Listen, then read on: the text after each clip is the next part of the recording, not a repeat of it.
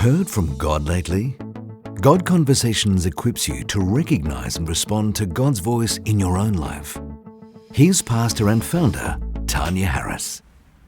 I was 21 years old. I'd been in church all of my life. I'd heard thousands of sermons and I'd read my Bible from cover to cover. But I'd never heard God speak to me. The result was that I knew a lot about God, but I knew about God in the same way that you would know the Queen of England through the pages of a magazine. And then I met a friend. Her name was Jill. We met at university and we were fast friends from the start. And Jill seemed to talk about God as if he was like her next door neighbour. She heard God's voice. God said this, God said that. At first I was kind of curious, but then I was frustrated. I'm like, I've never heard God speak to me. Do you have some sort of hotline to God? So I started to pray. I prayed a radical prayer. I said, God, would you speak to me? And God, if you do speak to me, can you make it clear? Because I've got all sorts of questions like, well, what do you sound like anyway? Does God have a big booming voice or a soft mystical whisper? Does he speak with an accent? Or does he speak Australian? Or what does God sound like? And then God, how would I know if it was you? Because I've read stories in the Bible about you speaking and I've heard other people talking about it. But how do you know it's not just your own imagination, like something you've made up? So I said, God, can you make it clear? Please speak to me, make it clear. And if you do, if you make it clear, I will do whatever you say. Well, the story goes that God did speak and he made it clear. And I did what he said.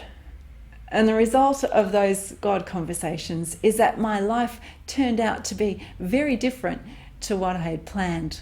He spoke to me about the plans for my life. He called me into ministry and he called me back into theological study. He called me to pioneer a church and to leave my home in Melbourne in Australia.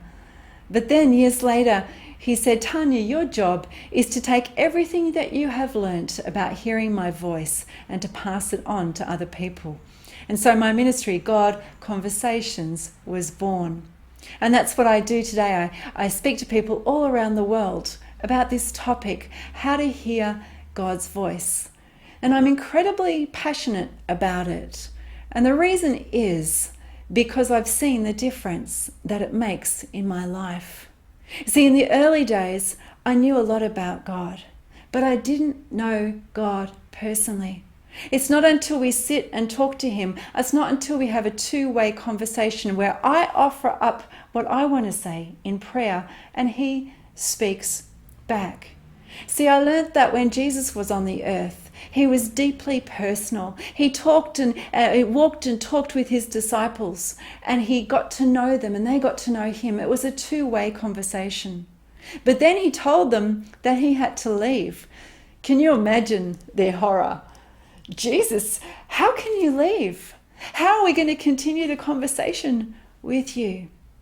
And he said, don't worry, it will be better if I leave, because if I leave, I will send you my spirit, and my spirit will remind you of everything I've already told you. But I've got so much more to say. When my spirit comes, my spirit's going to continue to talk to you and help you fulfill my mission on the earth.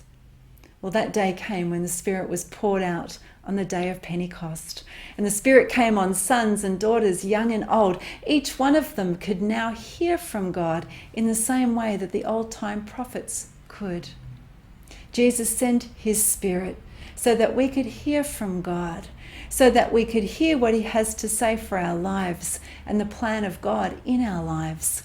But he also spoke so that we could know him personally, that we could speak to God and he could speak back.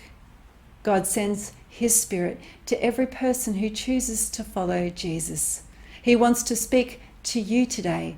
He wants to remind you of the things that Jesus taught, and he wants to speak to you about your own life, about things to come, because it was never meant to be a one-way conversation.